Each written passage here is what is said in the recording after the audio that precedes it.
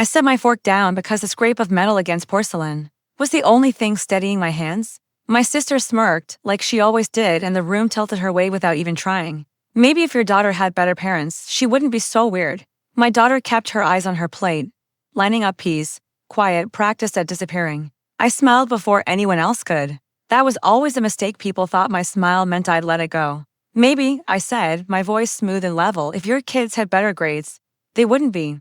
Her glass slipped from her hand and shattered on the floor, loud and sharp. My mother whispered, "Please stop." But this was never about dinner. It never was. This was about being erased, about how someone can take your place while you're still alive. I already knew who had done it.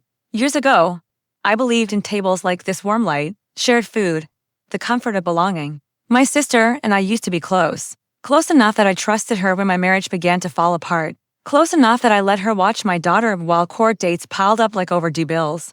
I remember the first night after the divorce papers came. She sat next to me, rubbing my back, telling me I was strong, that I deserved better. I believed her because I needed to. What I didn't notice were the small changes. My daughter growing quieter.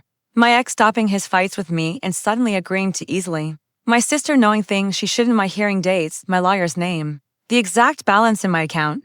Betrayal doesn't show up loudly. It cleans up after itself. The proof came by accident, a message lighting up my sister's phone. When she left it face down on my counter. "He's ready. We just need her to look unstable." I didn't cry or scream. I made tea. I watched the steam rise and fade, and I learned the value of waiting. They were writing a story where I was a problem and unstable mother, a bitter ex, a woman falling apart. So I let them think it was working. I documented everything: dates, times, things my daughter repeated word for word. To grown to be her own thoughts. I hired a new lawyer: quiet, precise, expensive. I stopped reacting in public. I let my sister keep talking. She introduced my ex to her friends like family. She helped him push for more custody. She offered to supervise visits, smiling like a saint. I handed her the rope and made sure the knot would hold. I moved slowly with money, changed beneficiaries, froze accounts they forgot were still shared. I recorded a meeting where she coached my ex on what to say to the evaluator. I saved emails, backed up files, stacked the truth carefully, and waited. When I filed my counterclaim, I didn't tell anyone. Not my mother. Not my friends. Definitely not my sister. I wanted the surprise to land clean. And there we were, Sunday dinner, her favorite stage. Her insult was bait, and I took it. "You know," I said, still smiling. "It's funny how people love giving parenting advice while they're busy trying to replace someone." Her eyes flicked up, sharp with warning. "What does that mean?" she asked. I stood, and the room went silent. I set a folder on the table: copies for everyone. Court stamps, transcripts, bank records. The evaluator's addendum. My ex's face drained of color first. He was always slow to catch on. "I found out who took my place," I said, and I took it back. My mom reached for the papers with shaking hands. My dad read without saying a word. My sister didn't touch them at all. She couldn't, her hands were trembling. "They used to you," I said to my ex, finally meeting his eyes. "And you let them."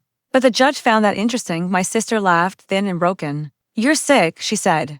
"This is why." "Why I won," I finished. I leaned toward her just enough. "You don't get to call my daughter weird after teaching her to doubt herself. You don't get to sit in my seat and pretend it belongs to you." She opened her mouth, then shut it. She had nothing left to say. The ending wasn't dramatic. It never is. Custody restored. Her supervision rights gone. Professional consequences that followed her everywhere. Invitations dried up.